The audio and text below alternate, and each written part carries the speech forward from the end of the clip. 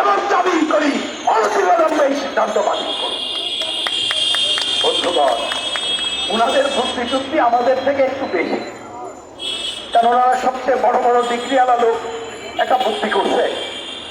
কথার কথা, আমি যে এই বক্তৃতা করলাম, এখন যিনি ওই যে ভিক্ষা করে চলেন বা গরিব মানুষ, তিনি যদি বলেন যে ভাই দাম বাড়াইছে বা এই যে টাকা কই আমার, আপনি যে কইলেন পকেট থেকে নেবে, তা কেউ তো এসে পকেট থেকে নিচ্ছে না, কিনে রাখে এইভাবে পকেট থেকে নিচ্ছে না।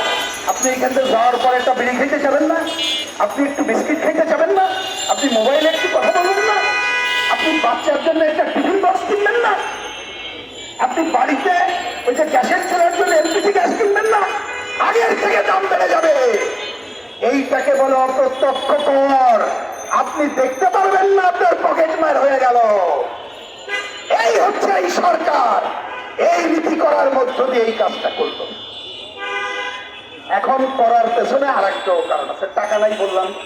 টাকা নাই বলে উনি ধার করতে চাচ্ছে। এর আগে হাসিনাও ধার করছিল, বিশ্ব ব্যাংক নাম শুনছেন। ব্যাংক মানে তো সুদের কারবার, বোঝেন ভাই, সুদ ছাড়া কেউ দেয় না।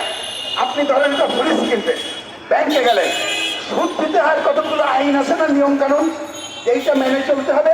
তা বিশ্ব ব্যাংক আমাদের ঋণ দেয় এইসব আইন মানার জন্য। তার মধ্যে একটা আইন হচ্ছে, আমরা যে বিভিন্ন জায়গায়